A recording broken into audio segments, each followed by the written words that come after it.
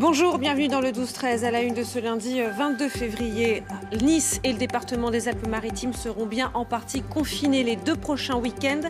Aucun déplacement, sauf dérogation, ne sera autorisé sur tout le littoral de Menton à Théoul-sur-Mer. Et puis la fermeture des commerces de plus de 5000 m² a été décidée. Le préfet, en accord avec le gouvernement, a tranché et opté pour des mesures localisées inédites. Nous serons en direct de Nice avec Jean-Bernard Vitiello. Le dépistage massif dans les écoles démarre aujourd'hui dans la zone A avec les tests salivaires moins désagréables que les tests PCR et devrait permettre de tester plus de personnes. Le gouvernement veut atteindre les 200 000 tests par semaine. Avec la crise, il va être plus difficile d'obtenir un crédit immobilier. Les banques sont appelées à être plus exigeantes et à donner leur feu vert sous de nouvelles conditions. David Boéry sera avec nous pour nous dire lesquelles. Enfin, une bouffée de bonne humeur pour démarrer la semaine. Et ça se passe dans un supermarché de Bordeaux où plusieurs clients se sont fait surprendre en train d'enflammer la piste dans les rayons. La musique, ça met toujours l'ambiance. Ça m'arrive même des fois entre 2 rayons de danser parce que c'est plaisant. Un œil sur le temps, de la douceur et du soleil sur une moitié nord, de la pluie et des nuages sur une moitié ouest-sud. Ce temps perturbé ne va pas durer. Demain, il devrait y avoir du soleil et de la douceur pour tout le monde. Ça y est, le préfet des Alpes-Maritimes, en accord avec le gouvernement, a donc tranché. De nouvelles mesures localisées seront effectives les 2 prochains week-ends. Et ce sont des mesures qui se rapprochent d'un confinement partiel. Parmi les plus fortes, il y a l'interdiction de tous les déplacements sur le littoral, de Menton à Théoul-sur-Mer, et puis la fermeture des commerces de plus de 5000 m². On voit ce reportage de Benjamin Delombre et de Dominique Poulain. Après de longs jours de négociations, les Niçois et tous les habitants des Alpes-Maritimes savent maintenant quelles nouvelles mesures restrictives ils vont devoir respecter. Elles ont été annoncées il y a quelques minutes. La situation épidémique actuelle impose également une restriction des déplacements et donc un confinement partiel. Sur la bande côtière des Alpes-Maritimes, un confinement est donc instauré le week-end, du vendredi 18h au lundi matin 6h pour au moins 2 semaines, et sauf exception. Autre mesure, fermeture des commerces et galeries marchandes non essentielles de plus de 5000 m². Dans les commerces, la jauge d'accueil est portée de 10 à 15 m² par client. La situation est très inquiétante. Et tout porte à croire que si l'on ne fait rien, les contaminations vont encore progresser très fortement et accroître cette pression sur les services de santé. Avec plus de 700 cas pour 100 000 habitants, le taux d'incidence niçois est près de 4 fois supérieur à la moyenne française. Voilà ce qui a motivé ces nouvelles restrictions. Direct de Nice, on vous retrouve Jean-Bernard Vitiello. Jean-Bernard, de nouvelles restrictions localisées pour les 2 prochains week-ends. C'était des mesures réclamées par des élus locaux. En première ligne, le maire de Nice, Christian Estrosi, malgré l'impopularité de ces mesures, des mesures qui vont être compliquées à mettre en place. Effectivement, vous l'avez dit, je me trouve en direct depuis la préfecture. La conférence de presse du préfet continue. Il y a 3 problématiques. Finalement, il y a les contrôles donc au niveau des routes. Le préfet vient d'annoncer que les forces de l'ordre seraient déployées sur les routes pour empêcher les gens ce week-end de se rendre dans l'arrière-pays, c'est-à-dire de quitter le littoral. Ça va être très compliqué à mettre en place. Deuxième problématique, l'aéroport. Le préfet vient de nous confirmer à l'instant que l'aéroport allait rester ouvert le samedi et le dimanche du confinement. Eh bien, les forces de l'ordre vont réaliser des tests aléatoires sur certains vols qui arrivent et pas sur d'autres. Ça va être aussi compliqué à mettre en place. Et enfin, dernière chose, c'est la chose la plus importante ici parce que c'était très attendu, les vaccins. Le préfet vient de dire que des milliers de doses, on ne sait pas quand exactement, mais des milliers de doses allaient arriver dans les prochains jours. Et ça, c'est vraiment super important ici parce qu'imaginez que le département des Alpes-Maritimes est un département d'1 085 000 habitants et pour l'instant, à peine 40 000 personnes ont été vaccinées, c'est-à-dire moins de 4% de la population. Merci beaucoup pour ces précisions, Jean-Bernard. Un taux d'incidence du virus 3 fois plus élevé que la moyenne nationale. C'est aussi le cas à Dunkerque, dans le Nord. Sur place en direct, on vous retrouve Lila Afaf. Lila, les élus regardent forcément avec beaucoup de curiosité ce qui s'est passé, ce qui est en train de se passer à Nice. Sont-ils tentés ou au contraire redoutent-ils de suivre cet exemple ? Alors vous le disiez depuis ce matin, les yeux sont rivés sur la situation à Nice. Pour l'instant, la municipalité de Dunkerque n'a pas encore réagi. Mais en tout cas, ici, vous le savez, le taux d'incidence dépasse aussi les 700 cas pour 100 000 habitants. Alors ce reconfinement partiel décidé pour les Alpes-Maritimes, c'est un peu le début d'une politique du cas par cas en fonction de la situation sanitaire des territoires. C'est exactement ce que réclamaient en tout cas les élus du Dunkerquois pour l'instant ici. On a renforcé l'offre de vaccination, renforcé l'offre de tests, renforcé aussi les contrôles policiers durant le couvre-feu. Mais faudra-t-il aller plus loin, prendre d'autres mesures comme c'est le cas dans les Alpes-Maritimes? Pour l'instant, je vous le disais, aucune réaction de la municipalité à ce sujet. Merci beaucoup Lila. Donc je résume, renforcement de l'offre vaccinale, confinement du littoral pour les 2 prochains week-ends et la fermeture des commerces de plus de 5000 m² pour retrouver toutes les nouvelles mesures de restriction qui viennent d'être décidées dans les Alpes-Maritimes. Rendez-vous bien sûr sur notre site ou notre application France Info. Vacances terminées pour la zone A. Les élèves ont repris les cours ce matin et ils ont démarré avec des tests salivaires. C'est la nouveauté de cette rentrée. Moins désagréable que les écouvillons dans le nez, le gouvernement veut atteindre avec cela les 200 000 tests par semaine. Reportage ce matin à Saint-Étienne, Florence Mathieu et nos équipes en région. Un bus de dépistage. Depuis ce matin, il sillonne la ville de Saint-Étienne pour être au plus proche de ses habitants. À l'intérieur, c'est à la personne qui souhaite se faire tester d'agir. 2 gestes à réaliser sous le regard d'un soignant. Un prélèvement de salive en crachant et un prélèvement à l'entrée du nez. Donc l'idée, c'est d'évaluer la performance de ces tests rapides, en fait, sur un prélèvement salivaire et un petit prélèvement de narine, à l'entrée de la narine. Les gens font le prélèvement tout seuls, on est vraiment en autonomie. 30 000 de ces nouveaux tests ont été commandés pour ce dépistage massif, le 2e du genre à Saint-Étienne. Mi-janvier, une campagne avec le test classique avait été menée, mais elle n'avait pas attiré beaucoup de monde. Il a donc été décidé de tester ce nouvel outil dans la lutte contre l'épidémie dans cette ville qui est la 10e la plus touchée en France par le Covid. Ce matin, sur les campus, dans les écoles, les élèves de retour de vacances ont eu également accès aux tests salivaires. Ils avaient été expérimentés dès la semaine passée à Charleville-Mézières, comme on le voit ici. Ouvre juste grand la bouche et je vais récupérer un tout petit peu de salive. Il ne faut pas manger le petit bâton. Les enfants sont rassurés parce que ce sont des tests salivaires, donc qui ne sont pas douloureux. Pour certains, ils avaient déjà fait des tests PCR et donc c'est plus agréable d'avoir un test salivaire. Si ces tests d'un nouveau genre, faciles d'utilisation, s'avèrent efficaces, ils pourraient à l'avenir se pratiquer à domicile. Bientôt un nouveau vaccin disponible. L'Agence européenne des médicaments va se pencher sur le candidat Johnson & Johnson. S'il obtient le feu vert, il serait le premier vaccin qui ne nécessite qu'une seule dose, ce qui pourrait rebattre les cartes de la campagne de vaccination et l'accélérer. Alors que de nouvelles restrictions sont donc mises en place dans les Alpes-Maritimes, il est avec l'arrivée des beaux jours de plus en plus difficile de respecter le couvre-feu à 18 h. C'est ce qu'on a pu constater ce week-end sur la plage de Quin dans la Somme, surtout en cette période de vacances scolaires. Reportage Anthony Albert, Marie Roussel. Face à la mer, elle profite du spectacle sur une plage presque abandonnée. Cette famille venue pour le week-end se laisse porter, quitte à flirter avec les limites du couvre-feu. C'est splendide, puis avec le bruit, les vagues, moi j'adore. Dommage qu'il faille partir. On a la chance d'être juste à côté, donc on peut rester jusqu'à 6 h pile, mais c'est dommage de devoir rentrer alors qu'il n'y a personne. La plage de Quin semble être retournée à son état sauvage. Les oiseaux reprennent possession des lieux. Seuls quelques récalcitrants jouent les prolongations au-delà de 18 h. On va rentrer, on va rester sage. Parce que bon, on préfère respecter quand même. Mais bon, c'est vrai qu'on a quand même un petit goût amer, surtout quand on est jeune, on est en vacances, tout ça, c'est aussi un moment pour souffler. Donc c'est toujours agréable aussi de pouvoir prendre l'air, surtout avec la mer derrière. Quelques instants plus tôt, le doux parfum du début des vacances inonde les rues de Quin. Les enfants dégustent leur cornet de glace, sous l'œil discret mais attentif des adultes. La douceur de vivre, dans le strict respect du couvre-feu.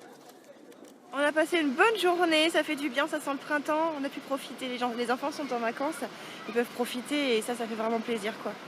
On se sent un peu contraint, restreint, mais bon, je pense qu'un jour ou l'autre, ça va se terminer. Un comportement raisonnable que les vacanciers vont devoir répéter pendant leur séjour. Météo France annonce plusieurs journées ensoleillées dans la semaine. La bataille de la viande, c'est le titre aujourd'hui du quotidien Dauphiné Libéré. La polémique se poursuit à Lyon aujourd'hui encore avec une manifestation d'agriculteurs pour protester contre la décision du maire écologiste. À partir d'aujourd'hui, Grégory Doucet impose un repas unique sans viande dans les cantines scolaires, un choix lié aux contraintes sanitaires selon lui et surtout déjà mis en place par l'ancien maire Gérard Collomb l'an dernier, sans que cela n'ait suscité autant de réactions. Yaël Marie, Hugo Smag. Les agriculteurs du Rhône manifestent sous les fenêtres de l'hôtel de ville pour clairement faire entendre raison à Grégory Doucet qui a annoncé vendredi un repas unique sans viande dans les cantines scolaires. Des agriculteurs qui se sentent soutenus par le tweet du ministre de l'Intérieur. Gérald Darmanin parle d'une insulte inacceptable aux agriculteurs et aux bouchers, une filière qui sera reçue cet après-midi en préfecture. Saisi par le ministre de l'Agriculture, le préfet du Rhône doit désormais exercer le contrôle de légalité sur l'arrêté de la ville de Lyon. Les agriculteurs placent beaucoup d'espoir dans cette procédure. Les files d'attente ne cessent de s'allonger devant les distributions alimentaires pour les étudiants, signe de la précarité qui les frappe. Outre la nécessité de manger, il y a d'autres besoins et d'autres initiatives pour leur venir en aide. Exemple à Reims, où des coiffeurs se mobilisent. Leïla Landry, Isabelle Griffon. Quelques coups de tondeuse pour une nouvelle coupe de cheveux. Toute la journée, une trentaine d'inscrits sont bichonnés par ce salon de coiffure. Un petit luxe à 5 € seulement pour ces étudiants. Ça fait du bien de voir des associations comme ça qui aident les étudiants et des coiffeurs qui se solidarisent pour faire du bien aux étudiants. En tout cas, c'est précis. Oui, c'est précis, oui. J'aime bien ça. J'ai été étudiant comme eux. Sauf que moi, à mon époque, il n'y avait pas ce Covid, donc je me mets à leur place, donc je compatis avec eux. Un élan de solidarité, possible grâce à une association étudiante, l'EMF. Elle aide plus de 500 jeunes à Reims. Aide alimentaire, logement, le coiffeur fait aussi partie des essentiels. C'est aussi une question de dignité, puisque pouvoir se présenter et être propre, ne serait-ce qu'un entretien, puisqu'il y a beaucoup d'étudiants qui cherchent du travail en parallèle. C'est très important, donc on s'est dit qu'on essaierait de les aider et c'est pour ça qu'on a sollicité le coiffeur du quartier. Collecte de dons, distribution gratuite de pizza ou de kebab. Les opérations se multiplient. Ce dimanche, encore 400 repas distribués et partout les mêmes files d'attente. Et des repas comme ça, vous en avez besoin? Ouais, alors on en a besoin. On mange pas assez. Parce qu'en ce moment c'est pas facile, donc j'ai pas de travail en ce moment, donc je prends l'aide. Un repas offert, chez le coiffeur aussi. Un geste de plus pour des étudiants pour qui la crise dure un peu trop. En Birmanie, la colère ne s'apaise pas depuis le coup d'État de l'armée qui s'est emparé du pouvoir le 1er février dernier. Les Birmans se mobilisent. Ce week-end, ça a donné lieu à des manifestations monstres, malgré les menaces des autorités. Menaces mises à exécution samedi quand la police a tiré à balles réelles dans la ville de Mandalay. Bilan 2 morts et au moins 6 blessés. De nouvelles manifestations sont prévues aujourd'hui. Décidément, le constructeur américain Boeing ne sort pas de la tourmente. 128 appareils sont cloués au sol. Ce sont des Boeing 777 équipés du moteur mis en cause ce week-end dans le spectaculaire incident du Colorado. Hier, un réacteur a pris feu en plein vol. L'avion a dû faire demi-tour, heureusement sans encombre et aucun blessé. L'avionneur avait connu un grave problème ces dernières années avec un autre de ces 2 modèles. C'était le 737 MAX et 2 accidents mortels cette fois. 3 mois après le volet pénal de l'affaire Jonathan Daval, condamné à 25 ans de réclusion pour le meurtre de son épouse Alexia en 2017, la famille de la jeune femme réclame une indemnité pour le préjudice subi, des sommes qui s'élèvent à plusieurs centaines de milliers d'euros, justifiées pour les parties civiles, mais disproportionnées pour la défense. Nathalie Pérez. Une famille dans la douleur qui aujourd'hui vient demander réparation. 550 000 €, c'est la somme réclamée par les parents et la sœur d'Alexia Daval au titre du préjudice subi. Une indemnité légitime selon leur avocat. Il est sollicité pour chacune des parties civiles un préjudice d'affection, la perte d'un être cher, c'est-à-dire Alexia. Il est sollicité également pour Jean-Pierre et Isabelle Fouillot un préjudice professionnel parce qu'ils ont été contraints de vendre leur établissement plutôt que prévu. Cette somme, c'est le prix du chagrin, celui d'avoir perdu leur fille, celui d'avoir été dupé par Jonathan Daval durant plusieurs mois. Ils demandent également réparation pour la surmédiatisation de l'affaire qui a bouleversé leur vie. Cette dernière requête n'est pas justifiée selon l'avocat de Jonathan Daval. C'est un argument qui nous paraît assez étonnant à partir du moment où la famille a été régulièrement intervenue dans les médias et a collaboré, participé à la chose médiatique de l'affaire Daval. On est entre 4 et 5 fois au-dessus du montant habituellement accordé, alloué aux familles pour ce type d'affaires. La cour d'assises de Vesoul devrait rendre sa décision cet après-midi, à l'issue d'un débat entre les deux parties. Ce matin, le ministre Olivier Dussopt était en déplacement à l'aéroport de Roissy pour le lancement du plan d'action de lutte contre la contrefaçon. Le gouvernement veut en faire une priorité. L'an dernier, près de 6 millions d'articles ont été interceptés, une augmentation de 20%. Tour de vis sur les crédits immobiliers, il va devenir plus difficile d'obtenir un prêt. Bonjour David Boéry. Bonjour Émilie. Pourquoi la Banque de France a-t-elle décidé de durcir les règles? Eh bien, après 5 années de très forte croissance, elle souhaite calmer la fièvre immobilière. Les taux d'intérêt historiquement bas ont fait décoller l'endettement des ménages. Même en 2020, malgré le confinement, le crédit immobilier a enregistré plus de 5% de croissance. L'encours total dépasse 1150 milliards d'euros. C'est du jamais vu. Les banques commerciales font remarquer que les défauts de paiement restent très faibles. Ils représenteraient moins d'1% des cas. Mais la Banque de France redoute à terme les effets d'une bulle immobilière. Alors, quelles sont les nouvelles règles qu'elle recommande? Alors, c'est d'abord de limiter le taux d'effort, c'est-à-dire la part du crédit immobilier dans les revenus à un maximum de 35%, en prenant en compte le coût de l'assurance, ce qui n'est pas systématiquement le cas. Près d'un prêt sur 4 est aujourd'hui au-delà de ce seuil. Limiter également la durée du crédit à un maximum de 25 ans. Là aussi, elle a beaucoup augmenté ces dernières années. 40% des crédits octroyés ont été signés sur 25 ans ou plus. La course au prêt de très très longue durée est devenue le principal outil pour compenser la hausse des prix immobiliers. Alors ce sont des recommandations de la Banque de France. Est-ce que les banques seront obligées de les suivre? Alors ce ne sont pas encore des règles à proprement parler.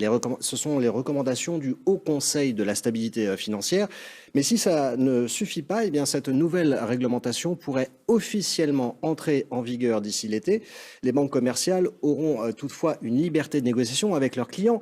Mais les dérogations seront limitées à seulement 20% des dossiers maximum. Les banques devront donc rapidement devenir beaucoup plus sélectives dans la distribution de crédit. Merci beaucoup David Boéry. Le salon de l'agriculture aurait dû démarrer à la fin du mois de février, mais cette année il n'aura pas lieu. Comme lui, on ne compte plus les événements, les salons interrompus. Conséquence, tout un secteur, celui de l'événementiel, est à l'arrêt. Reportage de Cécile de la Guérivière et de Jean-Pierre Magnaudet et de Stéphane Guimont. Cette année, les 600 000 visiteurs habituels ne fouleront pas ces allées. Le salon de l'agriculture 2021 annulé, tout un symbole. Car déjà plus de 300 salons reportés à Paris, partout des lieux d'exposition fermés et des organisateurs impuissants. Nous sommes à l'arrêt complet. C'est la situation de l'événementiel aujourd'hui, encore. Des salles vides et des hôtels déserts. Depuis mars dernier, plus aucun touriste d'affaires dans cet établissement de Montmartre. 2 chambres occupées sur 50, le directeur en devient désabusé. Oui. Il y a de la disponibilité ce soir, oui. C'est pas ce qui manque en ce moment. On a diminué de 70% notre chiffre d'affaires sur 2020. Et sur le mois de janvier, on est à 80% de baisse. Paris sans congrès, c'est plus Paris. Car à Paris, 1 visiteur sur 2 vient pour un congrès professionnel, des clients qui manquent cruellement. Ils dépensent en moyenne à peu près 124 € par jour par personne, ce qui est plus qu'un tourisme moyen qu'on estime plutôt autour de 100 €. Au total, 4 à 5 milliards d'euros de pertes pour Paris. L'annulation des salons, un gouffre financier pour certains, un tremplin pour d'autres. On va faire un petit test, vous connectez à nouveau. Cette start-up d'Angers propose depuis 2010 des salons qui sont, eux, virtuels. Le fondateur ose à peine évoquer son nouveau succès provoqué par la crise sanitaire. Vous êtes complètement débordé? Un peu, oui. On a une demande qui est très très forte et il a fallu répondre à cette demande pour ne pas laisser les organisateurs de salons, je dirais, dans la panade. Résultat, 200 salons virtuels organisés en 2020, 5 fois plus que les années précédentes. Et de gros événements comme ces assises de la transition énergétique. En rentrant dans cet espace d'exposition, on va retrouver tous les exposants et tous les stands des exposants, comme si on se promenait dans le parc exposition de Dunkerque. Facture moyenne d'un salon virtuel, 4 500 €, bien loin des centaines de milliers d'euros nécessaires à une édition physique. C'est vrai qu'on n'a du coup pas les moyens budgétaires à mettre sur l'organisation. Pour autant, quand même, on aurait préféré accueillir le public, mais peut-être que pour l'avenir, on gardera les deux. La digitalisation, l'avenir des salons, le secteur de l'événementiel y réfléchit déjà, après au total 33 milliards d'euros de pertes en 2020. Vous avez peut-être vu la vie en orange hier si vous étiez dans le sud-ouest. Plusieurs départements ont été envahis par des vents venus du Sahara. Des vents qui ont emporté avec eux le sable du désert. C'est aujourd'hui qu'aura lieu le plus gros du phénomène, signe de la douceur à venir. Benoît Véran. Hier à Alger, la tempête se préparait à traverser la Méditerranée, vers l'Europe. Des poussières venues du Sahara commencent à arriver sur la France, comme ici ce matin, à Montpellier. Des intempéries déjà observées le 6 février dernier. Ces masses d'air chargées en humidité passent sur le Sahara, donc se chargent en particules de sable et remontent ensuite en direction de la France dans un premier temps. Et on voit tout le panache qui remonte du sud et qui même rejoint jusqu'à la Scandinavie, la Norvège. Un phénomène dû aux fortes chaleurs du désert qui soulève les poussières de sable. Le vent se charge alors de les transporter. Le sud-ouest, puis le nord et l'est de la France seront touchés. On se souvient de ces images du début du mois où dans certaines régions, la vie était passée en orange. Entre ce soir et puis demain à midi, on pourrait avoir quelques retombées, mais a priori, c'est plutôt, disons, l'ouest de la France qui devrait être concerné donc par ces phénomènes. Bonne nouvelle, après le passage de cette tempête venue d'Afrique, des températures printanières devraient s'installer sur la France. Du chaud au froid glacial, je vous emmène voir les chutes du Niagara féeriques, parce que partiellement gelées par la vague de froid qui sévit en Amérique du Nord. Et il en fallait du froid pour geler 3160 tonnes d'eau qui tombent par seconde. Les températures sont chutées en dessous des moins 5 degrés. Une seule fois dans l'histoire, les chutes du Niagara ont complètement gelé. C'était le 29 mars 1848. Une nouvelle menace plane sur les coraux en Martinique, la maladie des coraux qui se répand dans les récifs de la Caraïbe. Nous avons suivi des plongeurs qui les surveillent et tentent de les soigner. Jules Boudier. C'est un bouclier naturel qui protège les Martiniquais de la houle, mais aussi un paradis pour les milliers d'espèces qui l'habitent. Un récif corallien aujourd'hui menacé par une bactérie, c'est elle qui provoque ces taches blanches qui recouvrent peu à peu les coraux. L'alerte a été donnée par les plongeurs de l'île. On a repéré au niveau d'un site de plongée qui s'appelle les Sources Chaudes, où là on a vraiment des taches qui ressortent par rapport à d'autres sites. Ouais. Du corail qui blanchit et meurt tout autour de l'île. La coupable serait une mystérieuse bactérie mortelle qui avait déjà ravagé les récifs de Floride il y a 7 ans. Ce biologiste l'a reconnu à sa cible préférée, le corail cerveau, une espèce d'ordinaire très résistante. Dans ce cas, le corail est déjà mort et l'autre partie de la colonie est toujours vivante. Seul remède, une pâte antibiotique qui s'applique à la main sur les coraux malades. Une opération très ambitieuse au vu de l'étendue des dégâts, inimaginable à l'échelle locale. C'est des centaines de colonies de corail qui sont touchées. Ça nécessiterait une intervention humaine énorme en temps, qui est pas du tout envisageable à l'échelle d'un territoire comme la Martinique. En attendant, pour limiter la propagation de la maladie, les plongeurs sont priés de rester à l'écart des coraux. Sur les 45 espèces répertoriées en Martinique, 20 sont déjà touchées par la bactérie et tout un écosystème menacé. Quand les discothèques sont fermées, il nous reste le supermarché à Bordeaux. Des clients se sont fait surprendre par les caméras de vidéosurveillance en train de danser dans les rayons. Marie-Pierre Damréjon, Taliane et Lobo. Ni vu ni connu, ou presque. Entre deux rayons de chips et de jus de citron, deux inconnus ouvrent le bal masqué. Une scène mémorable, enregistrée par les caméras de vidéosurveillance de ce supermarché bordelais.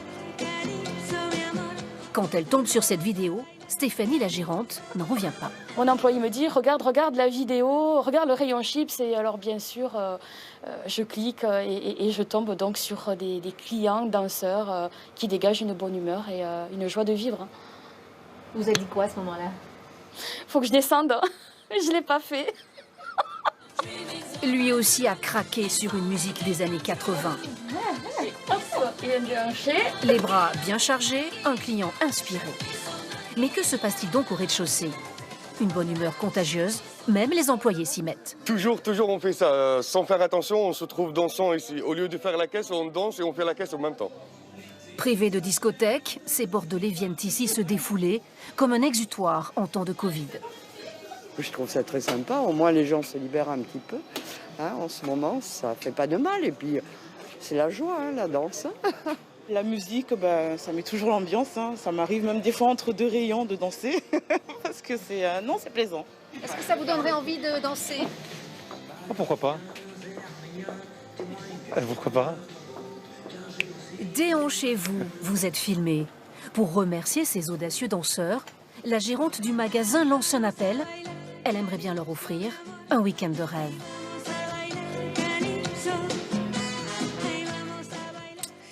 Avant de se quitter, je vous rappelle donc cette information. Le littoral niçois confiné. Le préfet des Alpes-Maritimes a annoncé de nouvelles mesures localisées il y a quelques minutes.